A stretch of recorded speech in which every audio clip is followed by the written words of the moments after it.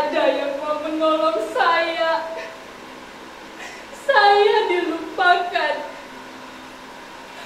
4 dinding ini dan hanya ada 1 jendela jeruji besi di atas sana.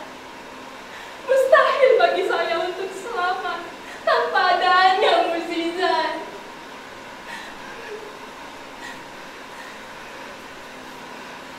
Mudasir, kamu Mudasir,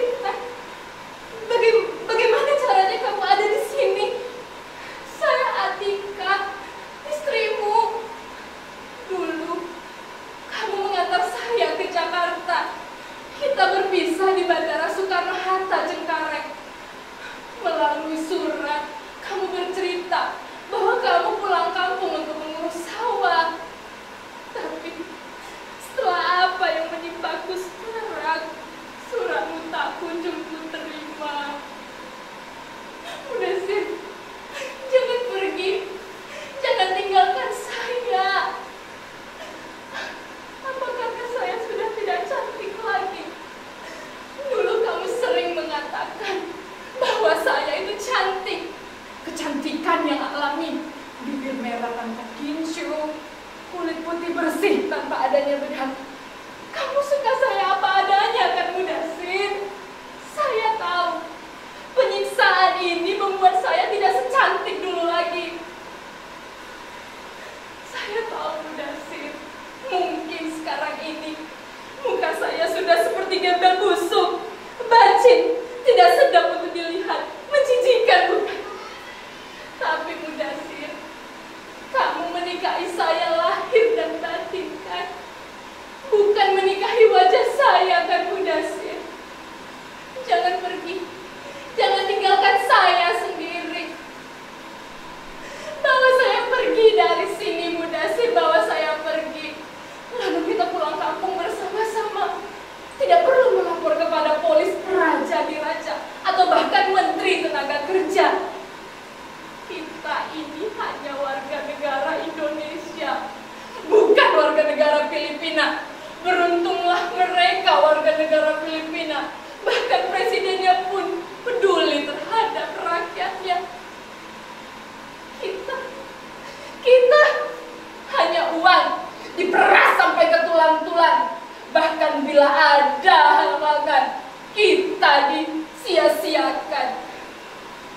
Mudasir, apa yang saya ceritakan ini benar adanya Mudasir.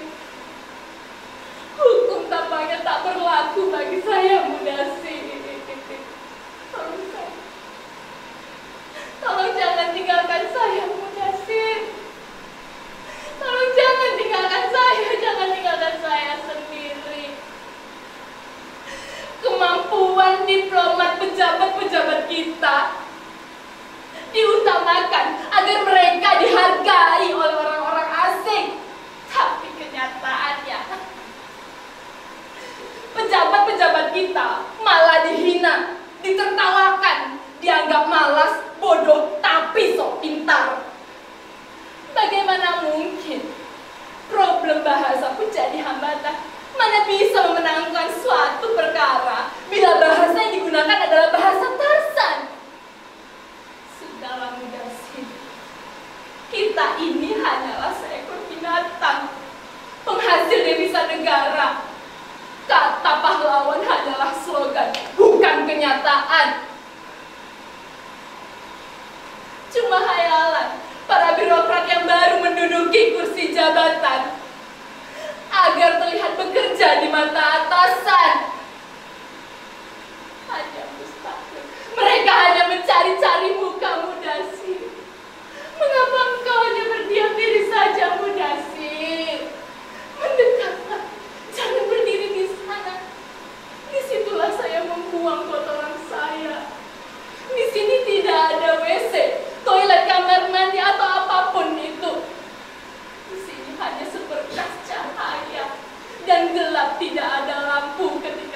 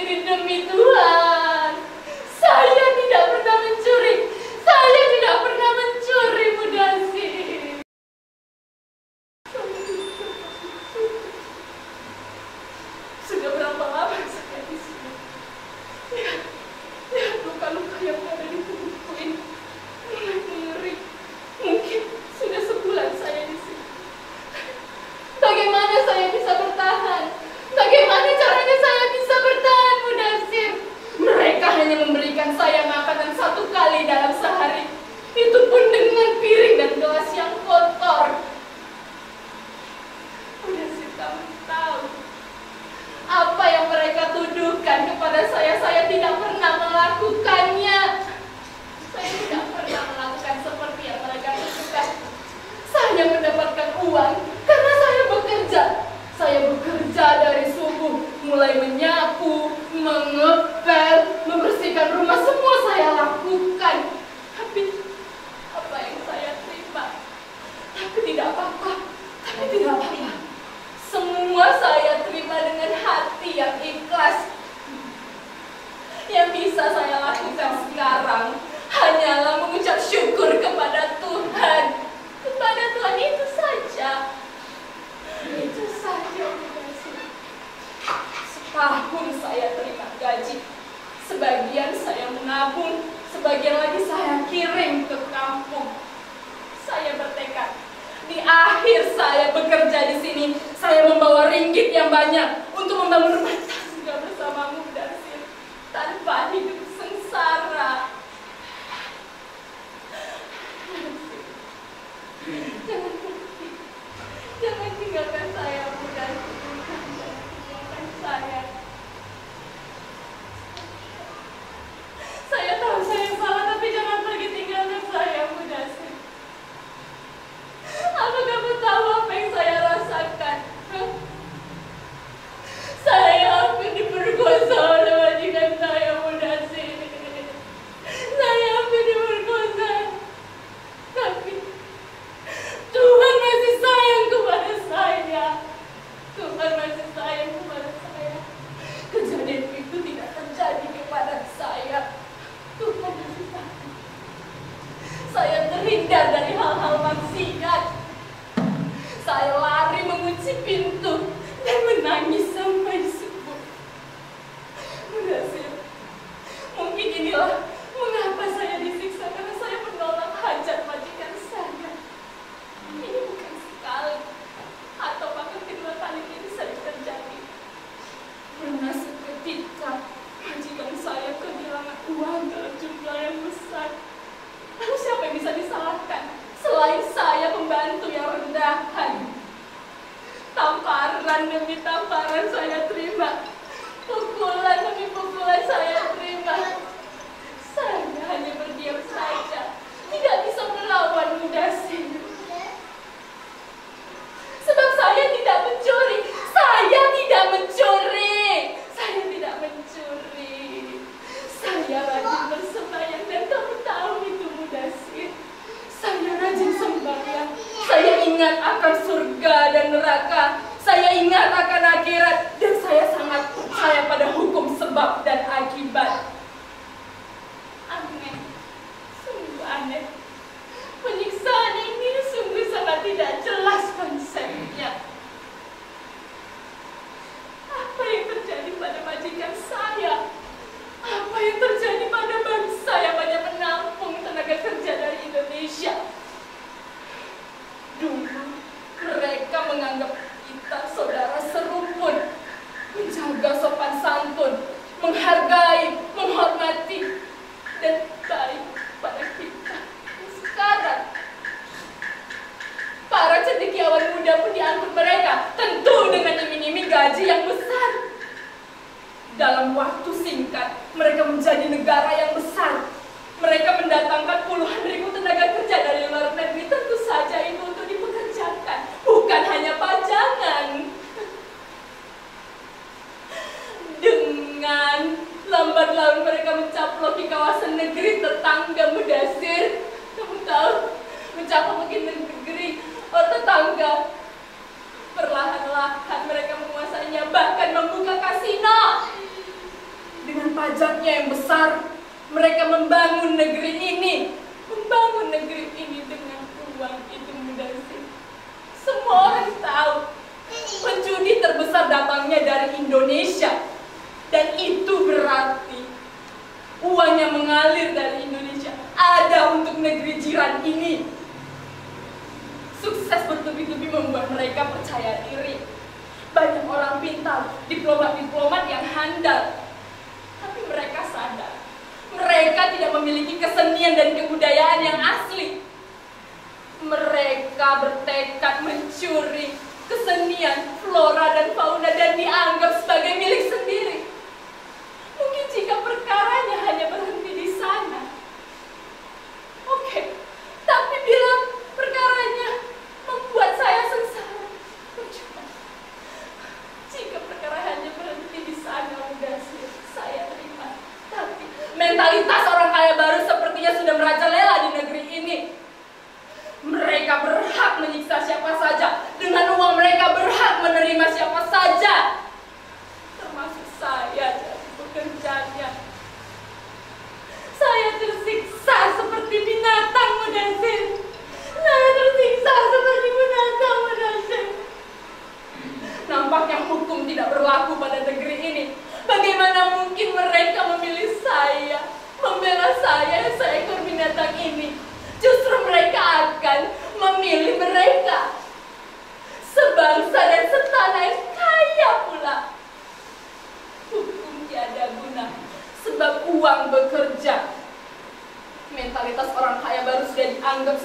penguasa dari Romawi. Mereka diibaratkan sebagai penguasa yang berhak menyiksa budak-budak yang ada di sini, bahkan rela membunuhnya. Mudasir, kamu tidak percaya dengan cerita saya? Ini semua kenyataan, Mudasir. Kenyataan. Satu hal yang harus kamu pahami. Saya masih suci. Tidak ada seorang lelaki pun yang berani menyentuh kehormatan saya. Hanya kamulah laki-laki yang saya cinta, Mudasir.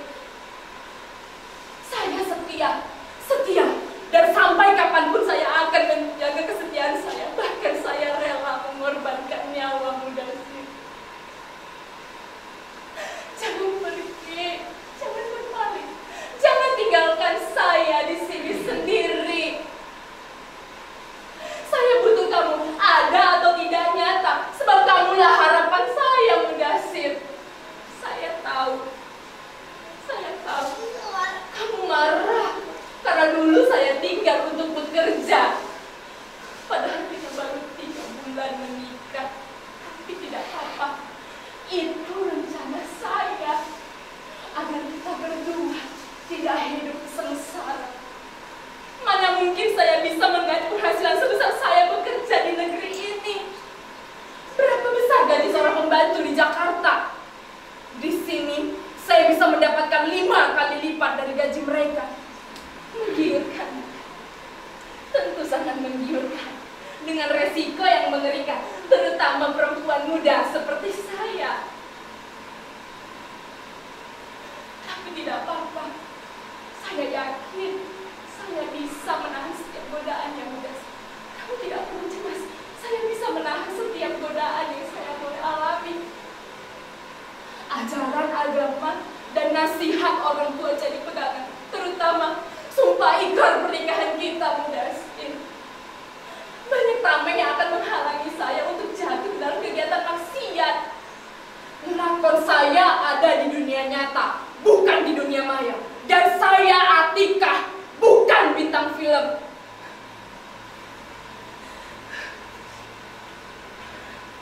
Mudasir, bagaimana kabar emak dan bapak? Encok bapak sudah sembuh. Kamu ingat, saya pernah mengirimkan uang banyak.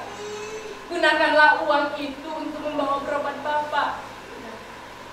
Membeli obat yang asli dari dokter, bukan obat eceran di kios rokok. Bagaimana kabar emak? Asma emak udah sembuh. Ingat, saya pernah mengirimkan alat hisap itu. Ingat, alat itu sangat bermanfaat bila asma emak kamu pakai. Jangan ragu. Sebab saya mendapatkan uang saya dengan cara halal, Mudasir. Pakai, jangan ragu.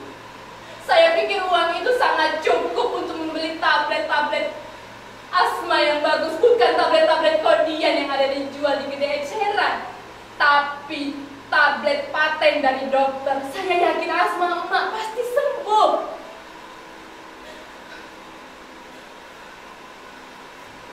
Mudasir, kamu dengar? Ada suara orang. Tunggu di sana. Tunggu. Tolong! Tolong! Tolong saya! Tolong siapapun yang ada di sana, tolong saya! Saya butuh pertolongan. Dengarkan teriakan saya butuh pertolongan. Jangan pergi. Jangan pergi, saya butuh pertolongan. Tolong jangan pergi. Jangan pergi. Jangan tinggalkan saya butuh pertolongan.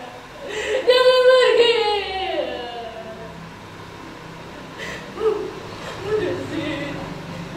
Mudasir, kamu juga pergi, Mudasir. Semua orang telah